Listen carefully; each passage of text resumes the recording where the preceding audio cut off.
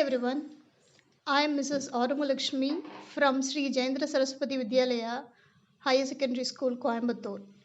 Hi everyone, how are you? I have completed my MSc MPhil B.Ed in Physics and I have been working in the school for the past 6 years. I am handling classes from 10 to 12. Don't worry about this lockdown. Be safe and stay safe. Spend your time useful in learning activities. Do not worry about the situation. We all are here for you. Thank you.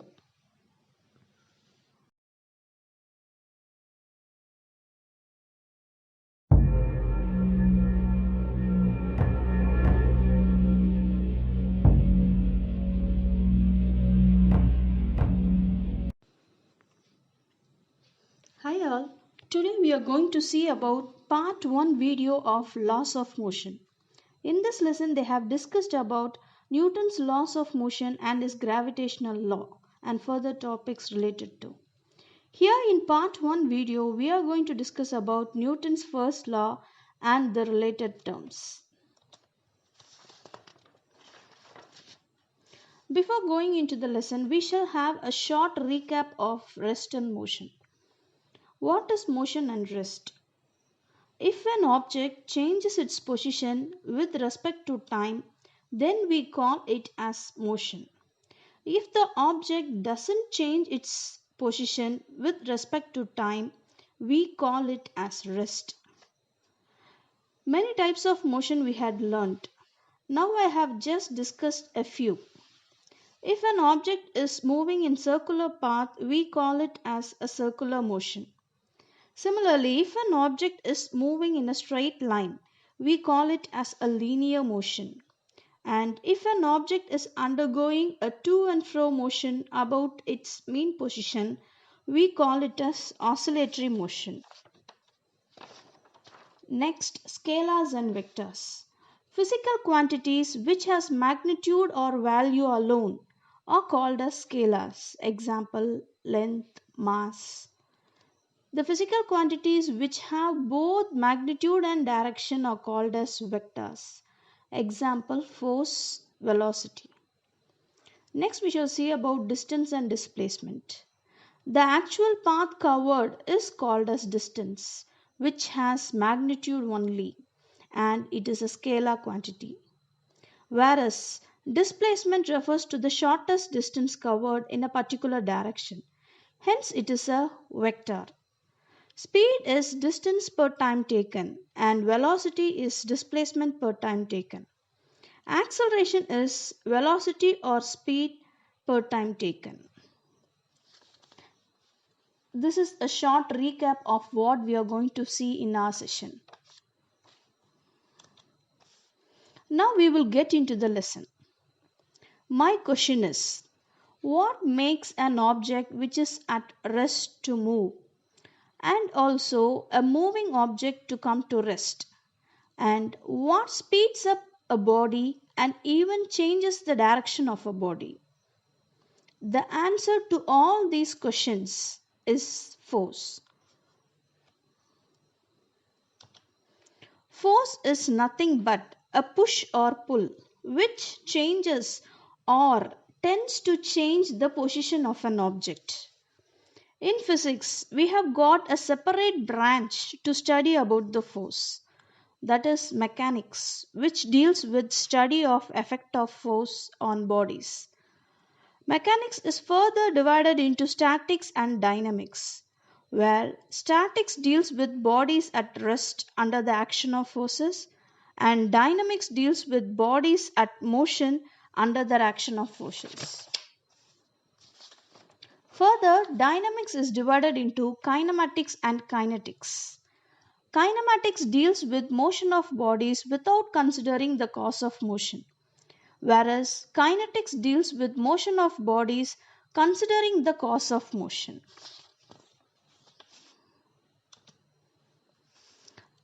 Next we shall see some history about force. Aristotle, a Greek philosopher, has classified motion as natural and violent motion according to the force acting on it. According to him, a moving body comes to rest without any force and hence it is force independent. This type of motion is called as natural motion. Next, objects move from rest to motion only when a force is applied, and he called such type of motion as violent motion. Further, he said that when two objects of different mass are dropped, the one with heavier mass comes down first than the lighter one. These are the ideas about Aristotle. Next, we shall see about Galileo's idea about force. According to him, a body in motion continues the same state as long as no external force acts on it. Next, when a force is applied, the object resists any change in their state. This property is called as inertia, which we will discuss in detail later. Finally, he concluded that when different objects of different mass and size are dropped from a height in vacuum, fall at the same rate and reach the ground at the same time. This he proved in his famous Leaning Tower of Pisa experiment. Now we will come to our new topic, inertia, which inertia is nothing but the property of a body to resist any change in its state. Either it is in motion or rest, it continues to be in the same state unless acted upon by an external force. Not only objects, living things, especially we humans, also have the property of inertia. Early morning, we do not wake up all of a sudden when our mother wakes us up. We take a little time. We want to be in the same state of rest in bed. We do not want to change our position. That is, the property in object is called as inertia, and in humans it is called as laziness. Next, the inertia is of three types: inertia of rest, inertia of motion, and inertia of direction. Let us first discuss about inertia of rest. Inertia of rest means the object is at rest and it doesn't want to change its rest position. For example, place a coin on a sheet and keep it above a tumbler. And when you push the sheet, the coin will not move along with the paper. Only the paper moves. The coin will fall inside the tumbler. This is due to inertia. Next one is inertia of motion. Inertia of motion means the object is in motion and it does not want to change its state of motion. For example, when we are traveling in a car, when a sudden brake is applied, we move front or feel a jerk. This is due to inertia of motion. Next is inertia of direction. Inertia of direction means the object doesn't want to change its direction. For example, when we are in a bus or a car, we are pushed towards one direction when the vehicle takes a sharp turn. This is due to the inertia of direction.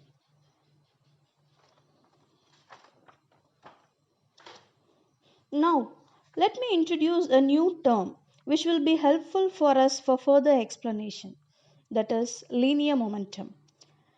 The effect of force is measured by linear momentum. Linear momentum is the product of mass and velocity. The symbol for linear momentum is P, which is equal to m into v, where m is the symbol for mass and v is the symbol for velocity. Next, the unit of momentum. Unit of momentum is kilogram meter per second in SI units, and it is gram centimeter per second in CGS units.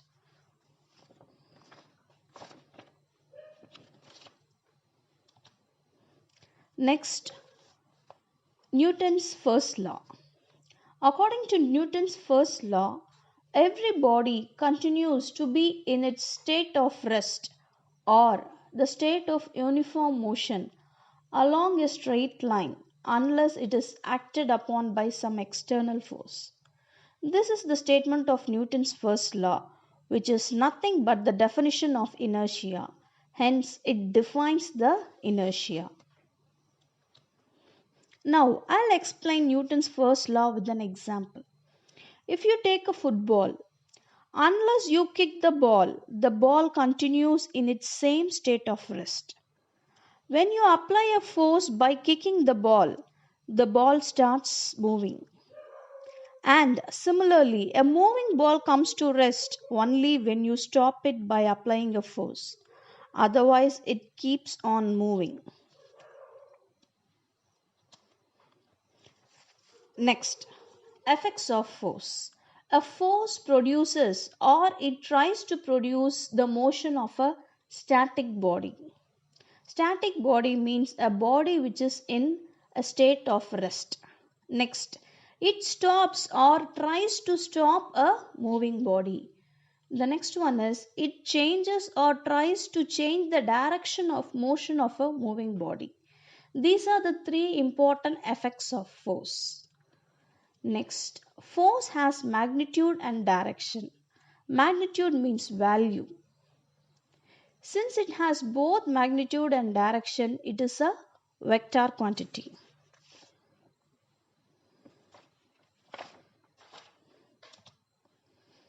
Next, we shall discuss about types of forces. According to the direction in which the forces are acting, the forces are divided into two. One is like parallel forces, the other one is unlike parallel forces. Like parallel forces means two or more forces of equal or unequal magnitude which acts along the same direction parallel to each other are called as like parallel forces. Unlike parallel forces means the same like parallel forces only. The only difference is like parallel forces acts along the same direction whereas unlike parallel forces acts at different direction, that is opposite direction. If you see the definition, if two or more equal forces or unequal forces act along opposite directions parallel to each other, then they are called as unlike parallel forces. Examples of like and unlike parallel forces. First one is tug of war. In tug of war, forces equal and opposite forces are applied and hence it is an example for unlike parallel forces. In second case you can see the persons moving a trolley. Here the forces applied along the same direction. Hence it is an example for like parallel forces. Next we shall see about resultant force. Resultant force means when a number of forces acts on the same object, the combined effect of the number of forces is represented by a single force, which is termed as resultant force. For example, see the rectangular block. Here two forces of magnitude 6 Newton and 5 Newton are acting on the object. Hence, the resultant is R is equal to 11 newtons. Here we have algebraically added those two forces since they are in the same direction. Hence, the resultant is equal to 11 newton. So, this is called as the resultant. It is a single force.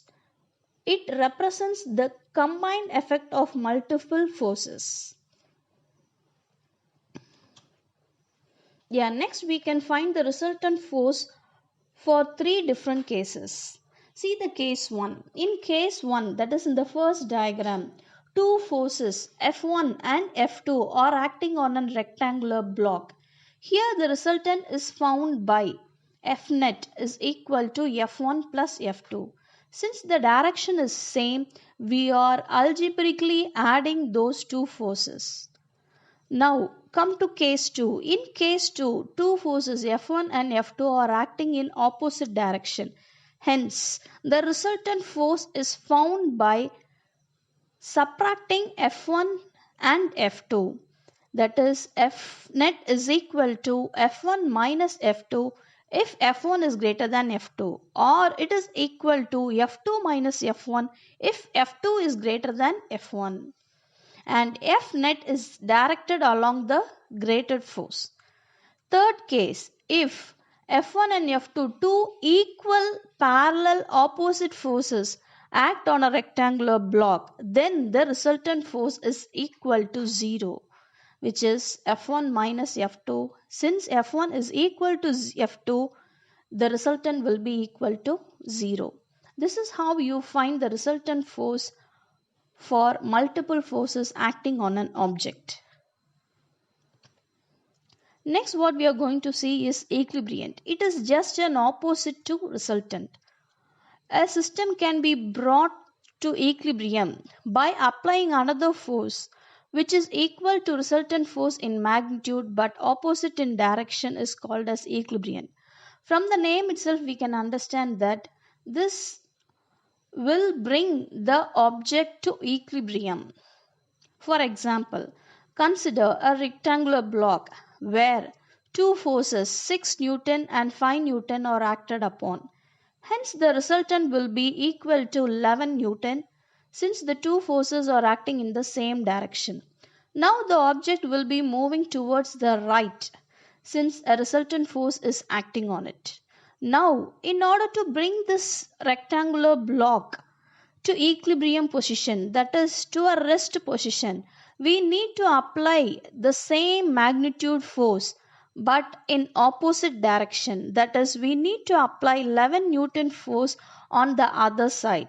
Such force is called as equilibrium. Now when we apply this 11 Newton equilibrium force on the rectangular block, the block will come to equilibrium, that is at rest. Next, we shall see another classification of force, which is balanced force and unbalanced force. Balanced force is nothing but when such a kind of force act on an object, the object will not move. The forces gets balanced, that is, the resultant force will be equal to 0. Consider the below example. A rectangular block is there and two equal and opposite forces of 5 Newton is acted on the body. Hence that object will not move and the resultant of such force is equal to 0. Next one is unbalanced force.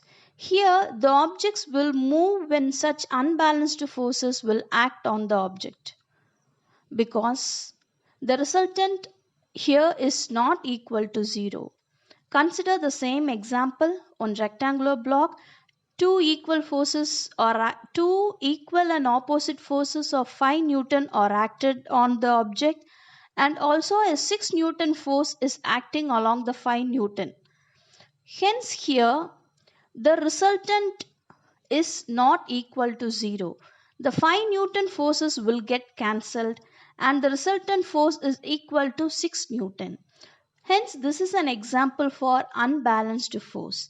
So, in unbalanced force, the resultant is not equal to 0. A resultant force acts on the object. Such force is called as unbalanced force. Next, we shall see about rotating effect of force.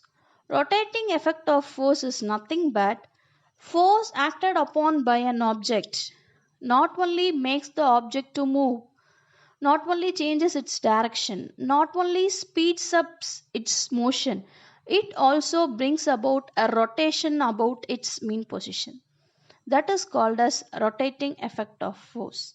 A very good example is our door movement. When you push the door rotates about its hinges. This is a very good example for rotating effect of force. Next is moment of force. This rotating effect of force, what we saw in the previous slide about a fixed point or axis, is called as moment of force, or you call that as torque. It is represented by a Greek symbol tau. Tau is equal to F into D. The magnitude of tau is measured by the product of force and the perpendicular distance d, and it is a vector quantity. The SI unit of torque is Newton meter, where N is the symbol for Newton and M is the symbol for meter. It is acting along the direction perpendicular to the plane containing the line of action of force and the distance. Line of action is nothing but the line through which the force acts. Next we shall see about couple. Couple means two. Two equal and unlike parallel forces applied simultaneously at two distant points constitute a couple. Here, since it is given as unlike parallel forces, these forces act in opposite direction and their line of action of the two forces does not coincide. That means that the two forces will act in opposite direction and their point of application do not coincide with each other. And this couple causes rotation of the body. The rotation effect of couple is called as moment of couple. In the previous slide, we learned the rotating effect of force, which is referred to as moment of force. Example for couple is turning a tap, winding or unwinding a screw, spinning of a top, and you can give, etc. The moment of couple is the product of force and perpendicular distance. The symbol for moment of couple is M, and which is equal to F into S. And the unit of moment of couple is Newton meter in SI system and dyne centimeter in CGS system. By convention, by practice, the direction of couple is taken as positive if the body is rotated in anti-clockwise direction and negative if it is rotated in clockwise direction. This figure represents the figure A 1.4a represents the clockwise moment and the figure 1.4b represents the anti-clockwise moment. Next is the application of torque. Torque, I am reminding once again, torque is nothing but the rotating effect of force, which is used in gear. Gear is nothing but a circular wheel with teeth around its rim. It helps to change the speed of rotation of a wheel. Next one is seesaw. Seesaw is where a lighter person can be lifted easily by a heavier person. But you can lift a heavier person also in seesaw. When the heavier person comes closer to the pivot point, that is the fulcrum, the distance of line of action of the force decreases. It causes less amount of torque to act on it. This enables the lighter person to lift the heavier person. Next is the steering wheel. A small steering wheel enables you to maneuver a car easily by transferring a torque to the wheel with less effort. These are the applications of torque. Next is principle of moments.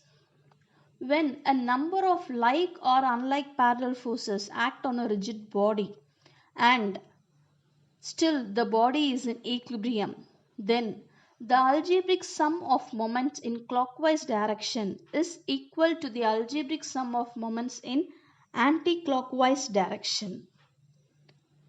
This is the principle of moments. For example, consider the below diagram. Here we have balanced the scale on a pivot. Two forces F1 and F2 are applied on the two different points and still the system is in equilibrium. That is, the system is balanced. The scale is balanced. Now, according to the principle of moments, moment in clockwise direction is equal to the moment in anti-clockwise direction, which is equal to F1 into D1 is equal to F2 into D2.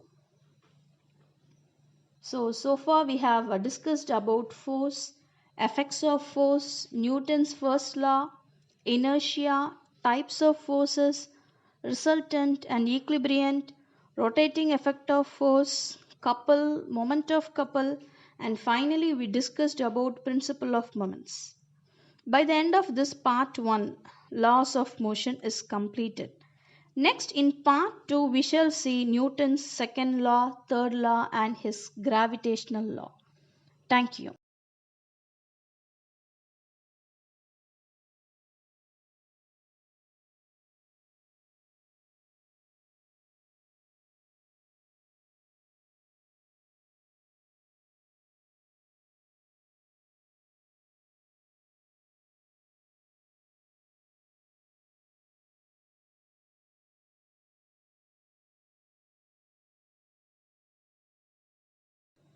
Any queries, you can message to me. I'll try to clear it.